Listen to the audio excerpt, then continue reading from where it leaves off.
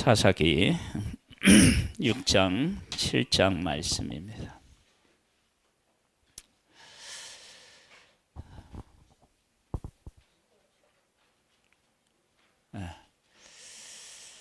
귀한 선물을 받고 가는 거예요?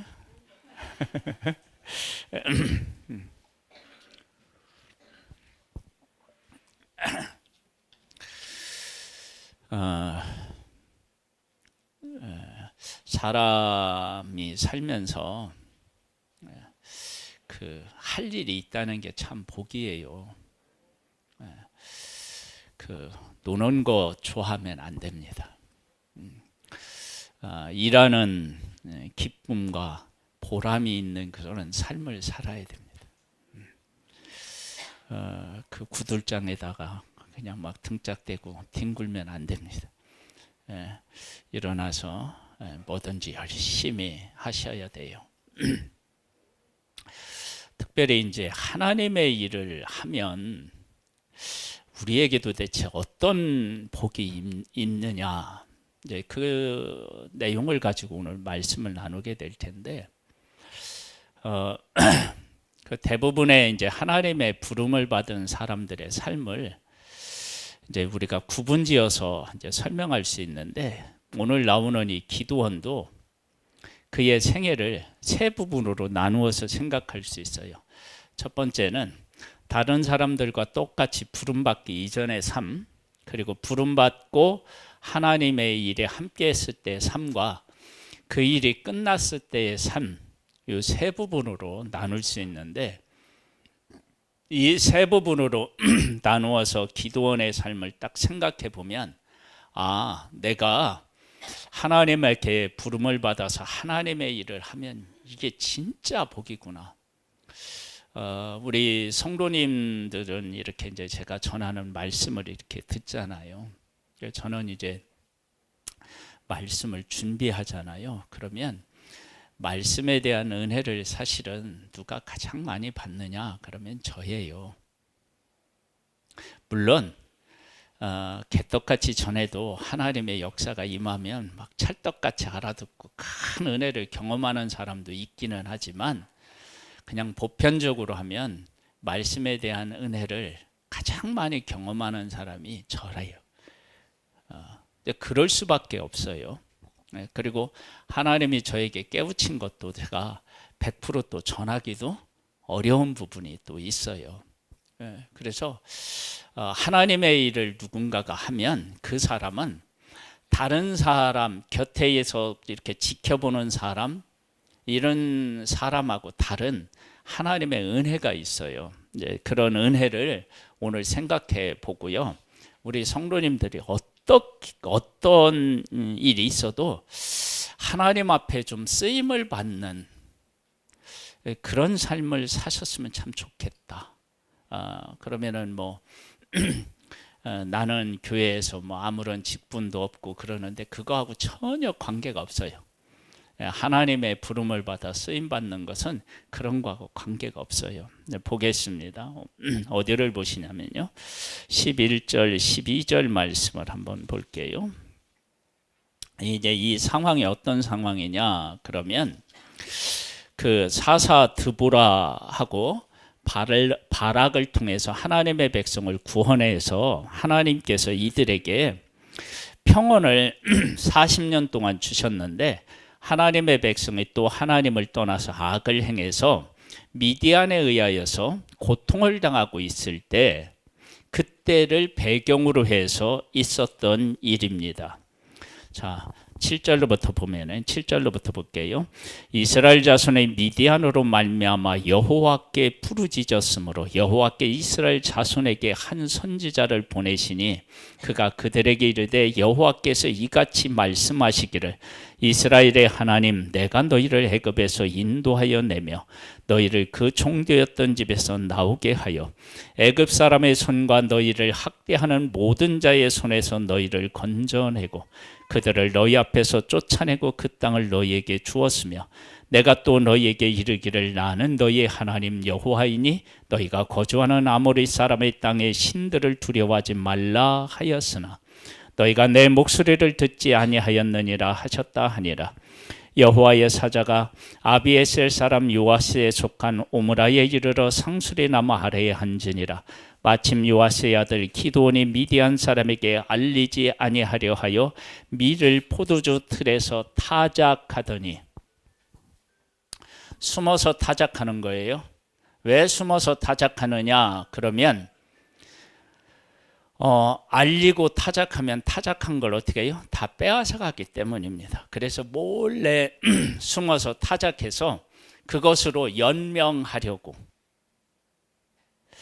두려워서 그러고 있었어요. 이 모습은 기드온이나 다른 사람들이나 어떻게 해요? 똑같은 거예요. 다르지 않아요. 그러니까 미디안이 두려워요. 그런데 그들과 싸울 용기도 없고 힘도 없다고 생각한 거예요. 그런데 먹고 살아야 되니까 몰래 숨어서 타작해서 연명하려고, 뭐 그렇게 해서 타작한 걸 가지고 풍성히 살 수는 없을 테니까. 그것이 기드온의 삶이었어요. 여러분, 우리가 하나님 앞에 부름을 받아서 하나님의 일을 하기 전에는요, 똑같아요. 다른 사람하고 나하고 다를 게 없어요. 그런데 하나님께서 기드온을 불러서 미디안의 손에서 구원하시려고 이제 기드온을 부르잖아요. 이제 부르면 이렇게 돼요.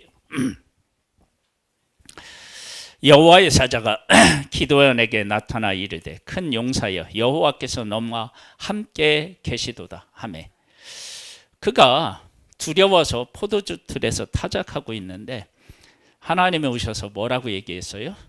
큰 용사래요. 용사. 여러분, 내가 지금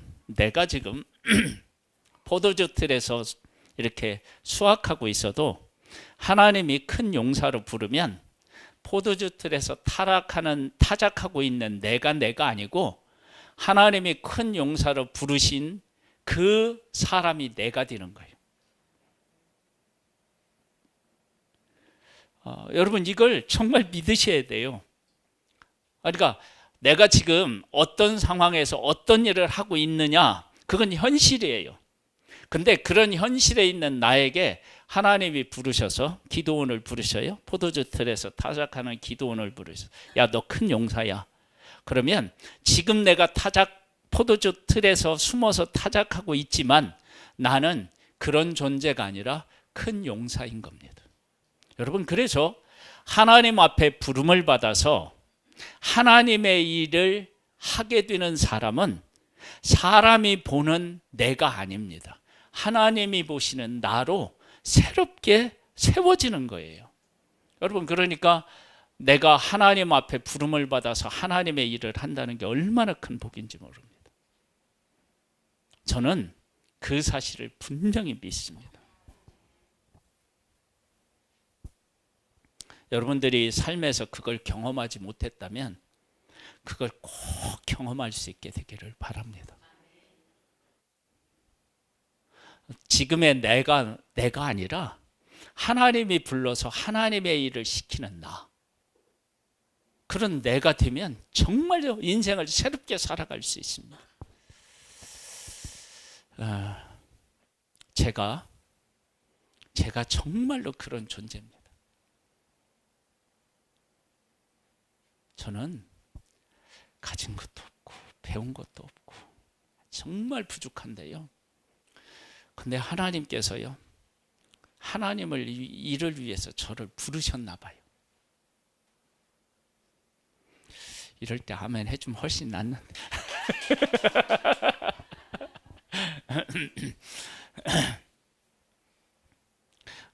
왜 그러느냐 그러면은요,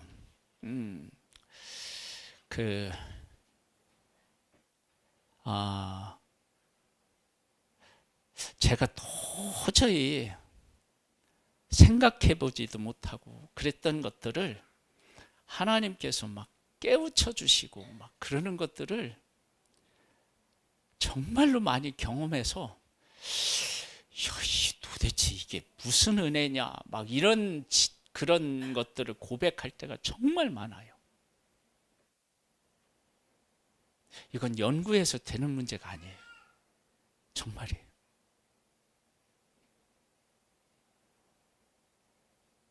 성경에 이렇게 막 이렇게 어렵게 여겨지는 막 이렇게 구절들이 있어요. 이렇게 좀 이렇게 어찌 이런 일이 있냐, 어떻게 그러냐, 그런 문제들에 대해서 아주 쉽게 접근하고 해석할 수 있는 그런 것들도 하나님이 깨닫게 해주셔. 하나를 설명하면 이런 거예요. 엘리사가 어떤 신체적인 약점이 있었죠? 대머리 있어, 대머리. 애들이 엘리사에 대해 뭐라고 얘기하냐면 대머리 막 그래 놀렸다고요.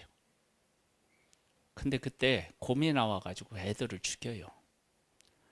아니 도대체 이런 일이, 아니 아무리 그래도 하나님의 사람이면 그들을 품어 안아야지, 예?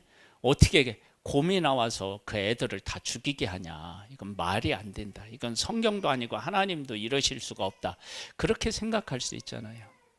그런데 여러분 잘 한번 생각해 보세요.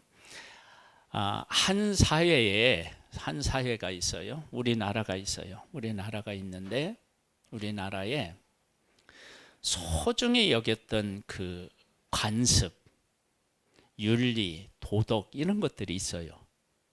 그렇죠? 있죠? 제가 이제 우리 어렸을 때, 뭐 학창 시절 때, 뭐 이럴 때는 우리 다 경험했지만은요, 어른에 대해서 막 인사해야 되고 선생님 대해서 존경하고 그런 문화가 있었어요. 근데 지금은 뭐 완전히 바뀌었잖아요.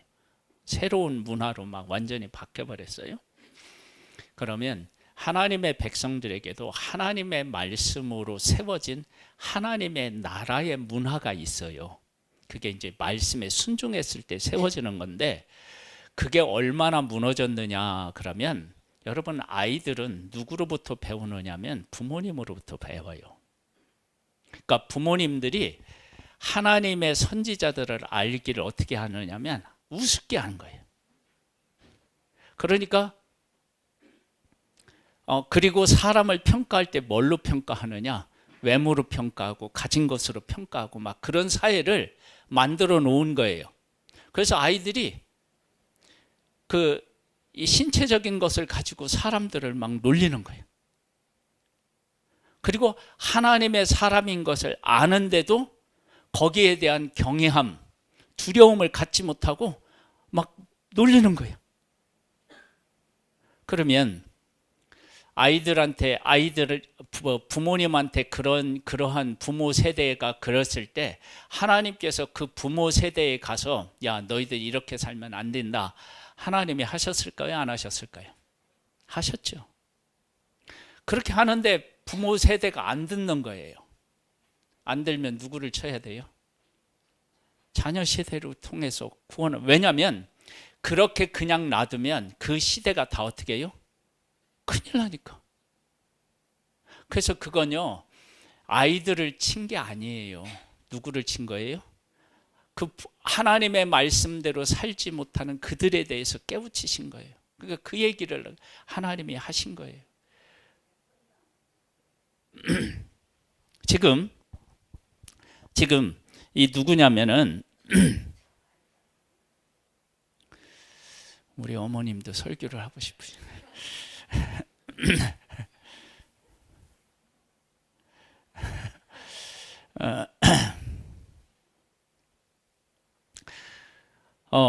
기도원이 약한 존재였는데 하나님의 부름을 받고 큰 용사로 태어났어요. 그게 기도원이에요. 왜 이제 그렇게 되느냐? 하나님이 그를 통해서 하나님의 백성을 구원하실 테니까. 그 다음에 볼까요? 어디를 보시느냐 그러면 13절 14절을 보면 이렇게 나와요. 기도원이 그에게 대답하되 오 나의 주여, 여호와께서 우리와 함께 계시면 어찌하여 이 모든 일이 우리에게 일어났나이까? 또 우리 조상들이 일찍이 우리에게 이르기를 여호와께서 우리를 애굽에서 올라오게 하신 것이 아니냐 하는 그 모든 이적이 어디 있나이까. 이제 여호와께서 우리를 버리사 미디안 손에 우리를 넘겨주셨나이다 하니 여호와께서 그를 향하여 이르시되 너는 가서 이 너희 힘으로 이스라엘을 미디안 손에서 구원하라. 내가 너를 보낸 것이 아니냐 하시니라.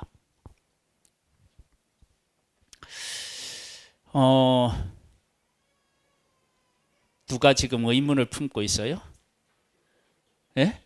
기드온이. 아니 왜 우리가 하나님이 이렇게 애굽에서 구원해서 약속의 땅에 살게 하셨는데 왜 이 땅에서 우리가 이방인에게 종이 되어서 그 사람들한테 좋은 거 다 뺏기고 제대로 타작도 못하고 숨어서 해야 됩니까? 막 이렇게 항의하는 거예요. 그때 하나님께서 뭐 어떻게 하셨다고 하느냐, 내가 너를 통해서 미디안의 손에서 내 백성을 어떻게 해요? 구원해 내겠다고요. 그러면 구원해 내면 기드온이 가지고 있었던 의문이 어떻게 돼요? 풀리는 거예요. 아, 하나님이 우리를 버리신 것이 아니구나. 우리와 함께 하시는구나. 이 땅을 우리와 우리 후손에게 주신 게 맞구나 라고 하는 의문이 풀리게 돼요. 여러분, 내가 하나님의 부름을 받아서 하나님의 일을 하잖아요. 그러면 우리의 삶에 어떤 일이 일어나냐면 내가 하나님에게로부터 하나님 앞에 품었던 의문이 해결되는 그런 은혜를 입어요. 첫 번째는 뭐라고 그랬죠? 나의 지금의 모습이 내 모습이 아니라 큰 용사의 모습이라는 거예요. 두 번째는 뭐냐면 내가 하나님으로부터 가지고 있었던 의문을 어떻게 푸느냐? 하나님의 부름을 받아서 하나님의 일을 하면서 풀려요. 그래서 하나님의 일을 하고 있는 사람은 하나님에 대한 의문이 점점 적어지고요. 하나님의 일을 하지 않고 하나님으로부터 멀어지면 어떻게 되느냐? 의문이 자꾸 더 쌓여요. 의문을 풀 방법이 없어요. 그런데 하나님에게 부름을 받아서 하나님의 일을 하면 내게 있는 의문이 풀려요. 그리고 또 뭐라고 얘기를 하느냐? 그러면 14절에 보면 이렇게 나와요. 여호와께서 그를 향하여 이르시되 너는 가서 너의 힘으로 이스라엘을 미디안 손에서 구원하라. 내가 너를 보낸 것이 아니냐 하시니라. 여러분, 내 문제만 해결하는 것이 아니라 하나님의 백성이 안고 있는 문제도 어떻게 해요? 같이 해결하는 거예요. 여러분, 내가 왜 하나님의 부름을 받아서 하나님의 일을 해야 되느냐? 그러면 하나님 안에서 내가 새로운 존재로 살아갈 수 있어요. 두려워서 포도즙 틀에서 타작하는 자가 아니라 큰 용사로 내가 서게 되고요. 내가 가지고 있었던 하나님에 대한 의문이 풀리는 그러한 길이 열려요. 하나님 앞에 부름받아서 하나님의 일을 하게 되면. 그러니까 하나님 앞에 부름을 받아서 하나님의 일을 해야 됩니다. 하나님의 일을 하면 하나님께서 우리들에게 그걸 보여주신다니까요. 여러분, 제가 하나님이 하시는 일을 가장 확실하게 알고 하나님께서 그 무엇을 원하시는지를 잘 아는 확실한 길이 있다면 그게 뭘까요? 내가 목회 열심히 하면 알아요. 거기 다 답이 있어요. 여러분도 마찬가지예요. 하나님께서 내가 하나님을 향한 소망을 가지고 있으면요, 하나님께서 우리들에게 어떻게 해요? 은혜를 베풀어 주셔서요. 은혜를 베풀어 주셔서 내가 어떤 사람인지도 알게 되고, 그리고 내가 가지고 있었던 하나님에 대한 의문도 풀리고, 그리고 어떤 일이 있냐면 내가 안고 있는 문제뿐만 아니라 민족이 안고 있는 문제도 풀 수 있는 그러한 것들도 해요. 내 힘으로는 안 되는데 하나님이 나를 통해서 일하시면 그게 가능해져요. 그 다음에 또 어떤 일도 일어나느냐 그러면은요, 6장 21절에 보면 이런 말씀이 있어요. 여호와의 사자가 손에 잡은 지팡이 끝을 내밀어 그 고기와 무교병을 대니 불이 바위에서 나와 고기와 무기병을 살랐고 여호와의 사자는 떠나고 보이지 아니한지라 그렇게 나오죠. 그 다음에 32절 말씀을 보시면 그날에 기드온을 여룻바알이라 불렀으니 이는 그가 바알의 제단을 파괴하였으므로 바알이 그와 더불어 다툴 것이라 함이었더라. 이 얘기가 무슨 얘기냐? 첫 번째 얘기는요, 하나님의 부름을 받았는데 기드온이 이게 내가 정말 하나님 앞에 부름을 받은 게 맞나 안 맞나 그런 의문이 생길 거 아니에요. 그때 야 제사 드려. 그러면 하나님이시면 이 제사를 받으실 거 아니에요. 그래서 제물을 가지고 제사를 드는데 하나님이 그 제사를 어떻게 해요? 받으셔. 그 다음에 이렇게 부름을 받은 이 기드온이 내가 큰 용사고 내가 다른 존재로 하나님이 부르셨다면 그런 일을 해야 될 거 아니에요. 그래서 하나님이 뭐라고 하냐? 야 바알 제단, 아세라 제단을 어떻게 해요? 헐라. 불태워라. 그런 사명을 줘요. 그 일에 기드온이 순종했을까요? 안 했을까요? 순종은 해요. 하는데 미디안 사람이 두려워서 낮에 못하고 밤에 해요.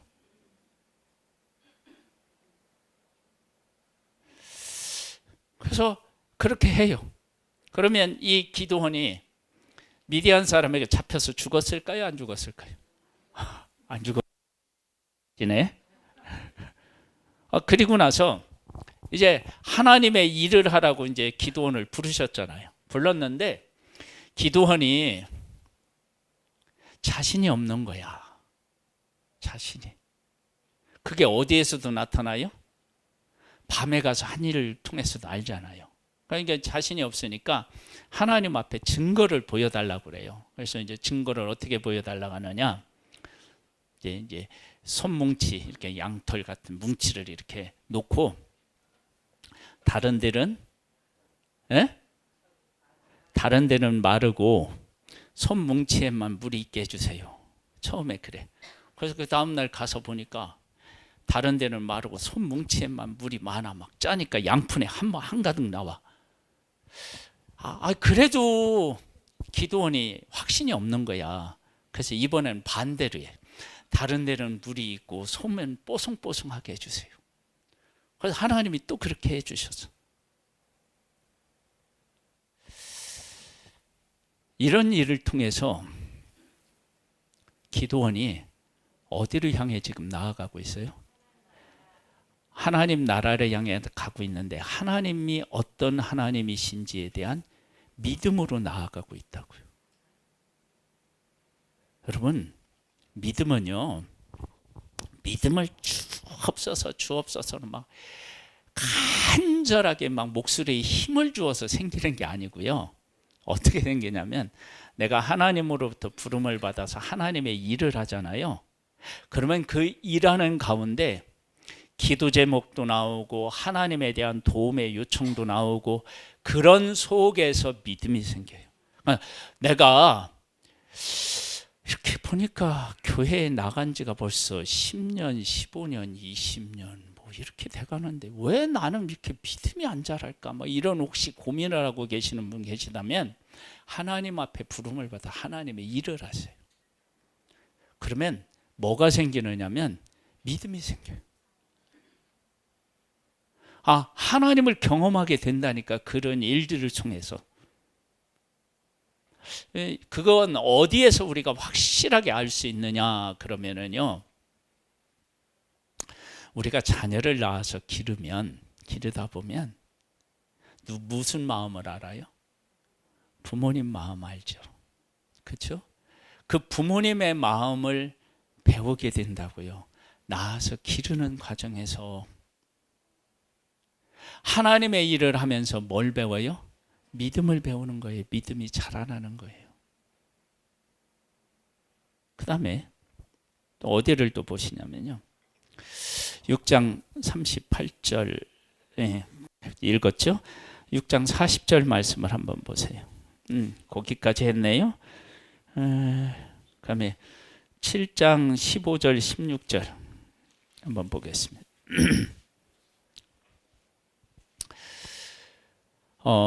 이게 이제 어떤 일이 있느냐 그러면 이제 기드온이 하나님의 백성을 불러 모았어요. 몇 명이 모였어요? 32,000명이 모였어요. 근데 하나님이 이 사람들이 많대요. 왜 많다고 하셨느냐 그러면 이 사람들이 가서 미디안과 전쟁에서 싸워 승리하면 어떻게 된다고요? 우리들 힘으로 미디안과 싸워서 이겼다고 할까 봐서 하나님이 두려운 사람들, 전쟁에 무서운 사람은 가라 그랬더니 몇 명이 갔어요?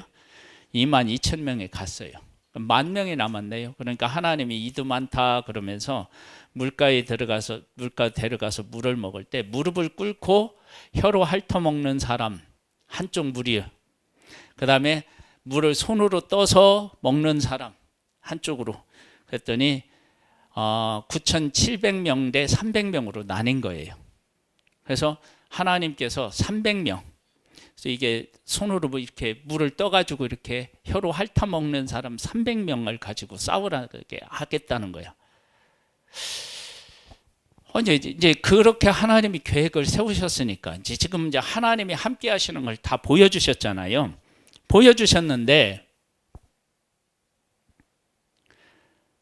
아무리 생각해도요, 적군이 많은 거야. 우리는 너무 적은 거야. 갖고 조금 이 자신이 없고 두려움이 누구에게 있느냐면 기드온에게 있어요. 그러니까 하나님께서 야, 너 이 전쟁에 대해서 그렇게 자신이 없냐? 그러면 네가 한번 그 적군이 있는데 한번 가봐. 그러면 확신이 생길 거야. 그래서 갔더니 적군들끼리 서로 얘기를 하는 거야. 어떤 얘기를 하냐면 꿈 얘기를 하는 거예요. 꿈 얘기. 한 사람이 이렇게 얘기하는 거야. 야, 내가 꿈을 꿨는데 우리 진영으로 뭐가 들어와요? 예? 예? 보리떡이 하나가 막 굴러 들어와서 우리 진영을 다 무너뜨리더라.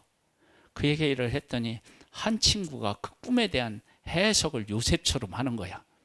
야, 이건 다른 게 아니고 기드온이 우리를 어떻게 해요? 싸워서 우리를 다 물리칠 거야. 뭐 이런 해석을 하는 거야. 그런 해석을 딱 듣는 순간 기드온이요, 막 새로운 힘이 생기고 하나님에 대한 확신이 생겨서 이제 하는 얘기가 이거예요. 15절, 기드온이 그 꿈과 해몽의 말을 듣고 경배하며 이스라엘 진영으로 돌아와 이르되 일어나라, 여호와께서 미디안과 그 모든 진영을 너희 손에 넘겨 주셨느니라 하고 확신이 생겨. 여러분, 내가 하나님의 일을 하면 뭐가 생긴다고요? 믿음이 생겨요. 확신이. 여러분, 믿음은요 하나님 앞에 막 기도한다고 생기는 게 아니고, 물론 그렇게 해서 부르짖어도 생기는데 진짜 바람직한 건 뭐냐면 하나님의 부름을 받아서 하나님의 일을 하다 보면 믿음이 생겨요. 아니, 믿음은 그렇게 해서 생기는 거예요. 그렇게 해서 생겨. 그래서 내가 하나님의 부름을 받고 난 후와 받거나지 않은 것 삶은 완전히 달라. 그 기드온이 받았다 그랬더니 하나님이 큰 용사라고도 하고요. 그리고 그 다음에는 뭐 하냐면 내가 하나님을 향하여 가지고 있었던 의문이 풀리고요. 그 다음에 또 어떻게 생기느냐, 하나님 앞에 부름을 받으면 하나님의 일에 쓰임을 받아야 되기 때문에 하나님에 대한 믿음도 갖게 되고요. 믿음도 갖게 되고, 그리고 믿음의 용기도 갖게 되는 일들이 생겨요. 하나님 앞에 부름을 받아서 하나님의 일을 하게 되면. 그 다음에 그래서 이들이 어떻게 싸우느냐 그러면 하나님께서 이 300명에게 세 가지를 주시죠. 하나는 뭐예요? 나팔, 항아리, 횃불을 줘요. 근데 이걸 제가 이제 설명을 하잖아요. 보세요. 한쪽에는 횃불을 들었어요. 아니, 나팔을 들었어요. 한쪽에는 나팔. 그리고 한쪽에는 항아리를 들고 항아리 안에다 횃불을 이렇게 감춘 거예요. 자, 전쟁에 나가요, 지금. 네? 전쟁에 나가는데 나팔을 들고 항아리를 이렇게 안고 거기다 횃불을 넣었어요. 여러분 어떻게 싸워요? 뭘로 싸워요?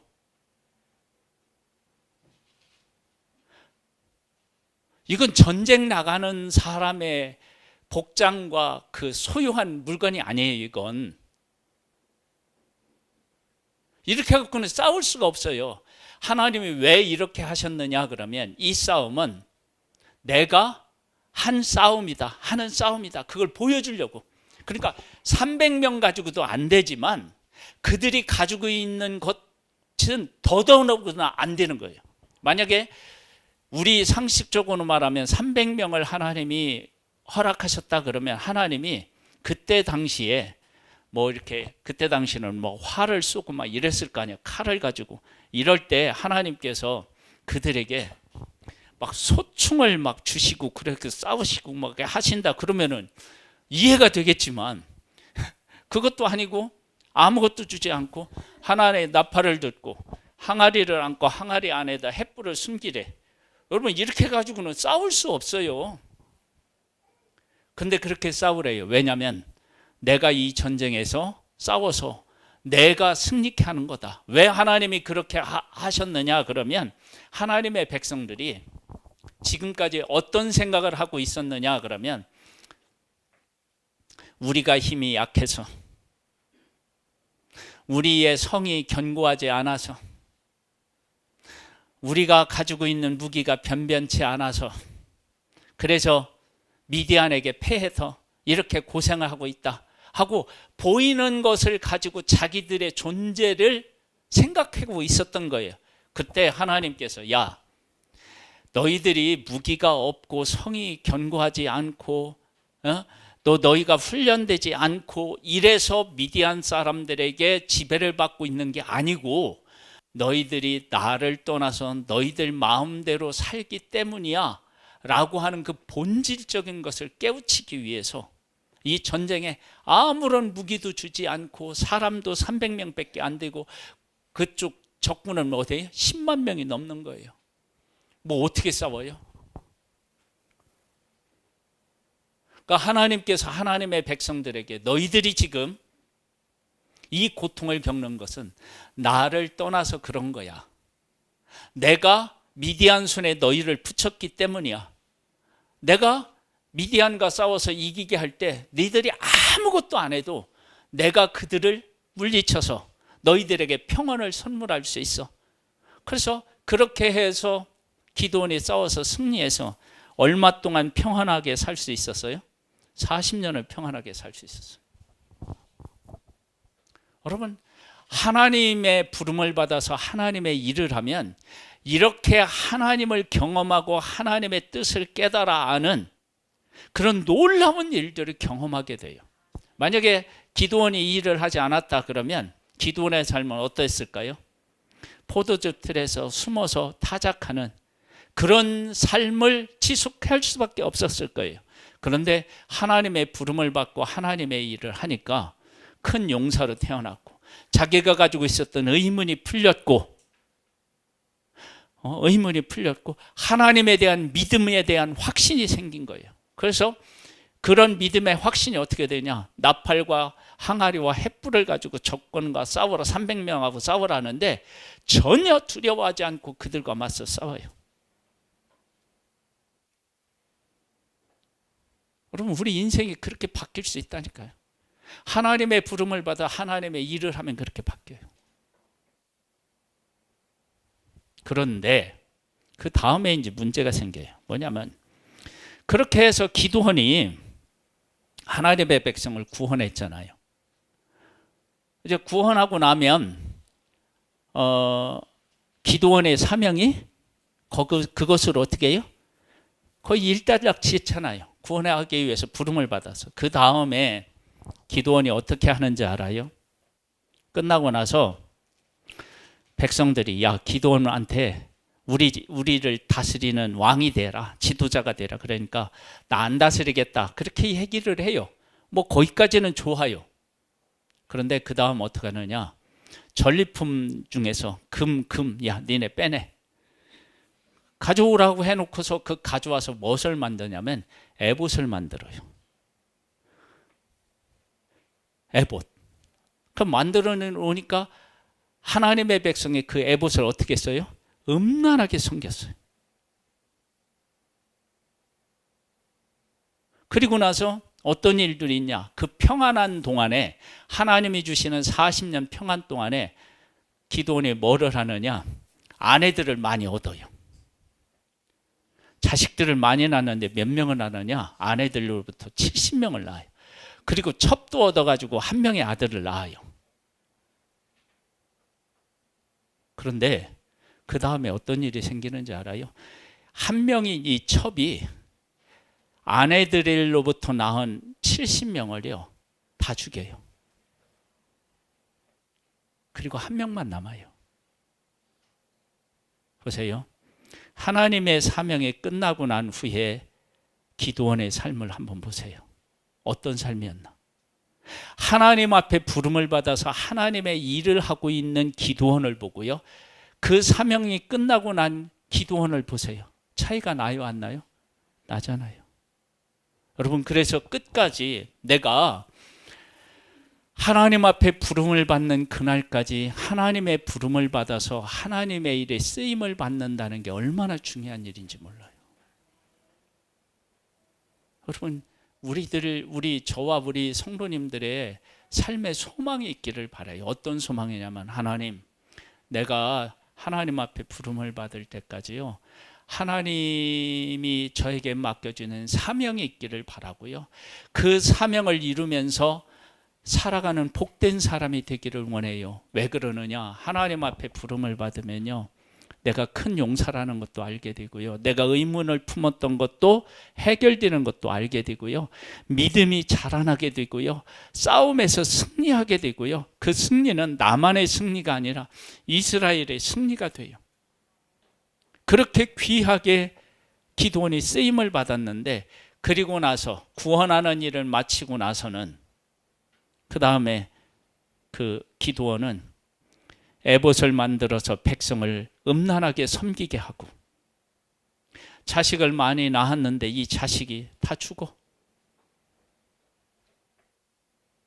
만약에 이때에 기드온이 하나님을 경험한 것을 토대로 해서 하나님의 백성들을 하나님의 말씀으로 양육하는 일에 전심전력했더라면 달라졌겠죠.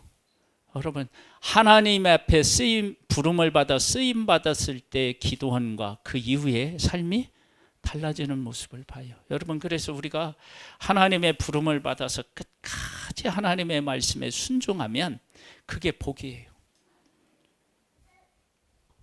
우리 예심 얘기를 하고 마칠게요. 예심에 나오시는 많은 분들 중에요, 은퇴를 하신 목사님들이 계셔요. 은퇴하신 목사님. 여러분, 은퇴한 목사님들, 사모님들은요, 이게 정말 애매한 위치입니다. 여러분은 안 해봐서 모르죠. 저도 안 해봐서 아직 모르는데, 왜 그러느냐? 전에 있었던 교회 가서 하자고 하니 담임 목사님한테 패기칠 것 같고, 또 다른 교회 나가자니 내가 나를 뭘로 소개시켜줘야 되며, 내가 또 원로 목사라 가면 또 교회에서 또 뭐 대우해주고 뭐 이런 요거 우리 안민자 사모님 계시네. 아니 그게 진짜 애매한 거예요. 그렇다고 목사님, 사모님이었던 분이 교회 안 나갈 수도 없고. 근데 거기 오시는 분들은 사명을 안 거예요. 뭐냐면, 내가 목회할 때도 영혼 구원을 위한 것이 목적이었다면 이제 전도하는 거예요. 전도지 들고 나가서. 그래서 삶의 의미를 찾고 막 그 은퇴의 삶이 막 행복한 거예요. 영혼을 만나서 막 복음을 전한 것 때문에. 여러분 생각해 보세요. 그 복음을 전하지 않았을 때의 그 원로 목사님의 삶과 사모님의 삶과 전도를 하면서 자기가 막 그 느끼는 삶은 어떻게 해요? 다른 거예요. 여러분, 이게 사명인 거예요, 사명. 그러니까 하나님에게 부름을 받아서 하나님의 일을 하게 되면요, 나라는 존재가 새로워져요. 그런 것들을 하나님의 일을 하면서 경험하시기를 바라요, 우리 성도님들. 그래서 진짜 하나님의 일을 하셔요. 가만히 있지 마세요. 막 성경도 읽으시고요. 말씀 나눔 모임에도 오시고요. 노방전도 하는데 이게 현장 전도에도 오셔서 막 하시고, 이렇게 하다 보면은요, 하나님이 나한테 오셔서 하시는 말씀, 보여주시는 것을 막 깨닫는 은혜들이 있어요. 그렇게 안 하고, 나는 믿음이 왜 안 자라날까? 그리고 주일날 오전에 한번 와. 이러면 안 돼요. 진짜 절대 안 돼요. 그러면 여러분, 무엇을 배우는데요, 일주일에 한 번씩 1시간 가서 하면요, 실력이 늘어요, 안 늘어요? 안 늘죠. 그게 느는 게 이상한 거예요. 그러니까 하나님의 부름을 받아 하나님의 일을, 내가는 뭘로 부름을 받은지 모른다 그러면 이런 데 자꾸 해보셔요. 그러면 어떻게 되냐면 내가 누군지 알아요. 하나님이 나한테 뭘 하라고 하는지 알아요. 그럼 그 일을 해보세요. 그러면 지금까지의 나와 전혀 다른 나를 만나게 될 거예요. 그러면 인생이 행복해지고 풍성해집니다. 그런 은혜를 누리시기를 주님의 이름으로 축복합니다. 사랑하는 하나님, 우리의 주인이신 하나님께서 나를 이 땅에 보내주셨다면 나를 통해서 하실 일이 있으십니다. 그 일을 깨닫고 함으로 믿음이 자라나고 많은 사람들에게 하나님을 드러내는 복된 삶이 되기를 소망합니다. 예수님의 이름으로 기도드립니다. 아멘. 찬양을 드리겠습니다.